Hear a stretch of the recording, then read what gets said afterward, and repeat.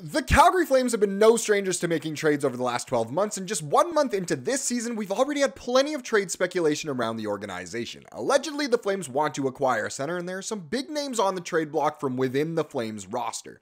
But what's fact and what's fiction? We're going to try and figure that out in this video, but first I want to welcome you to Flames Digest. I'm Mark Griffith. If you're new around here and you love the Flames, make sure you subscribe so you can stay up to date on all the latest news, updates, reports, and rumors revolving around your Calgary Flames. We would love to welcome you to the Flames Digest family. We've got a juicy one here today, so let's talk about fact or fiction.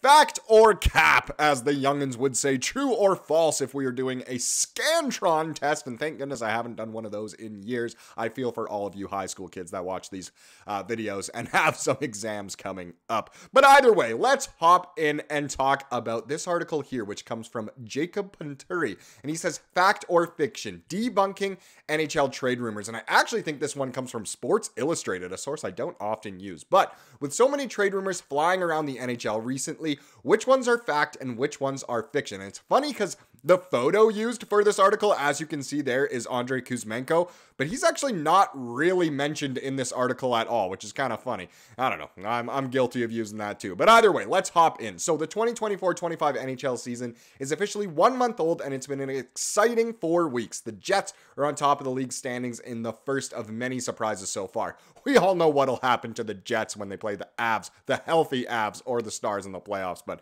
I just like poking fun at Jets fans. Either way, with the standings starting to shake out a bit, the trade rumors are building. There's talk around the NHL of multiple teams being active in the trade market, but is there any truth to that? Let's dive into some of the hottest rumors with a little addition of fact or fiction trade rumors. And we're obviously not going to go over all of them. We really only care about the Flames, and they're only slightly mentioned here. But like I said in the intro, the Flames are reportedly interested in acquiring a center, a young right shot center that could be an instant impact player, but also be here in the plans for the future. And that was originally reported by Frank Saravalli, of course, and apparently it's continued to be a somewhat true report, even though we haven't seen much. So, fact or cap? Let's get in.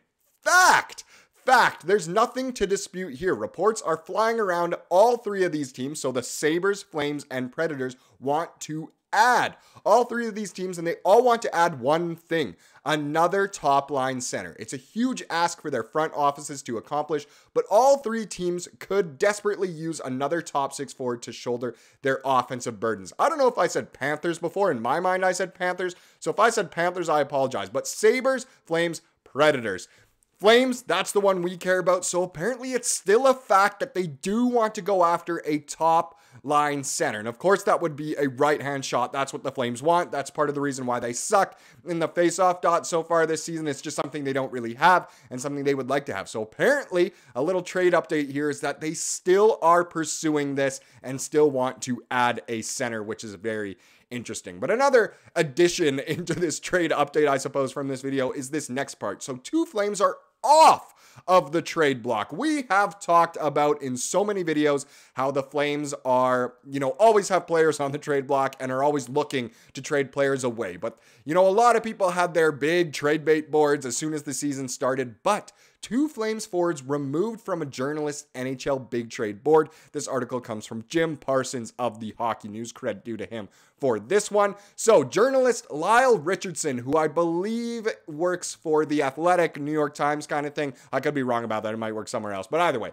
Lyle Richardson takes a look at what he calls an NHL trade block big board each month. An interesting development for November, now that it is of course November, saw a significant change when it came to two members of the Calgary Flames: Blake Pickles Texas Tiger Coleman and Nazem Kadri, the wonderful author. I'm almost done reading his book. I've absolutely loved it. Both Kadri and Coleman were previously listed as potential trade targets on October's trade block big board. However, both players have since been removed from Richardson's updated November list, a decision that likely reflects their respective levels of production and the Flames' early success this season. Now, this article is a couple days old. It came out before the loss against the Oilers, and it is interesting.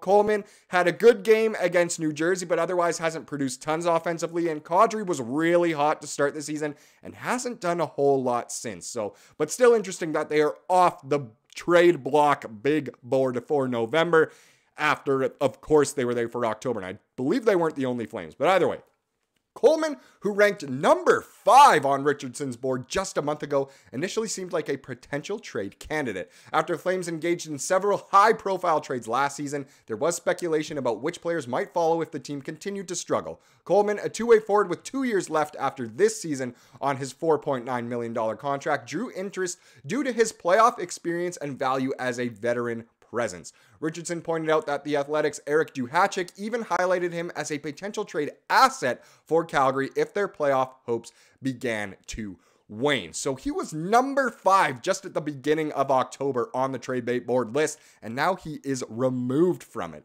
Seeing as the Flames are playing well to start the season and Coleman isn't a rental, talk has simmered down. Coleman has 3 goals and 6 points in 11 games. Not too shabby. And of course, he's made it pretty clear he wants to be here, as has Kadri. So let's continue. Meanwhile, Kadri, who ranked number 7 on Richardson's October board, faced similar trade speculation. Questions surfaced over the summer about whether Kadri, who has a full no movement clause, would stay with the Flames given his role on a team transitioning out of a rebuild. Kadri addressed these rumors head on during training camp, telling the media to pump the brakes. Kadri hasn't produced as he'd like with 6 points in 11 games, much like Coleman.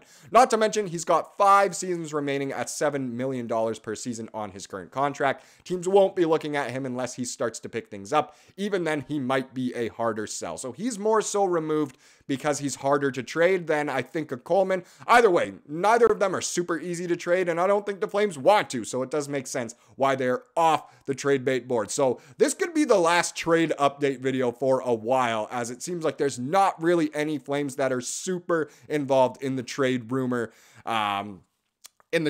mill these days. I'm sure we'll have, more updates about Kuzmenko, Mantha, of course, but as for now, we can take the veterans off, which is very, very good. With both players now off the trade board, it suggests that their production might have something to do with the change, but also because Calgary's solid start means they aren't necessarily a lottery team. Both things might factor into each player's respective decision to stay long-term with the franchise. If the Flames' playoff chances decrease, discussions around Coleman and Kadri could reignite, and they could find themselves on December's list. We will check back in a month from now. Now let's get into tonight's game, because it should be a very, very fun one. It is always nice to play against one of the classic teams, one of the original 6, and it is of course the fact that the Flames are playing in Montreal tonight. That goes at 5 p.m. Mountain Time, so by the time this video is up and you're watching it, there's a good chance that the game is already started, but who knows. And one thing I wanted to point out that's very interesting is these are the projected lines going into this game against the Habs.